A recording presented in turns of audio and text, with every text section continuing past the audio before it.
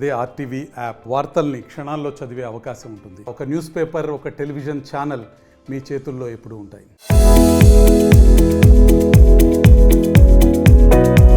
ఒకటి కాదు, రెండు కాదు, ఒకే రోజు ఏకంగా 16 సింహాలు రైల్వే ట్రాక్ పైకి వచ్చాయి.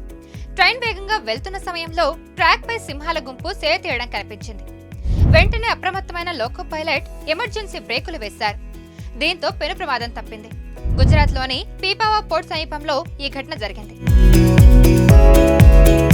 రాజుల పీపావా పోర్ట్ సమీపంలో ట్రాక్ పైకి వేరువేరు చోట్ల 16 సింహాలు వచ్చాయి. రాత్రి 9 నుంచి తెల్లవారుజామున 4 గంటల మధ్యలో పలుమార్లు సింహాలు ట్రాక్ పైకి వచ్చాయి.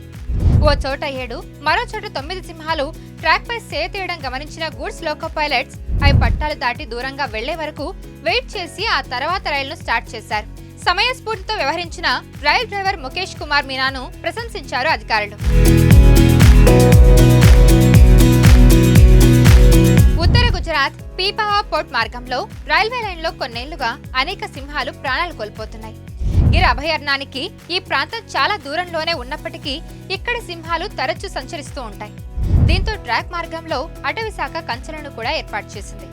ఇదిలా ఉంటే గుజరాత్లో దాదాపు 674 ఆసియా సింహాలు ఉన్నట్లు అధికార గణాంకాలు చెబుతున్నాయి. అయితే సింహాలతో పాటు వన్యప్రాణుల సంరక్షణకు తమ డివిజన్ నిరంతరం కృషి చేస్తుందని తెలిపింది రైల్వే శాఖ.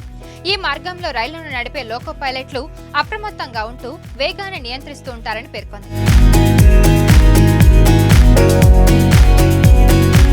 Master minds, the pride of India.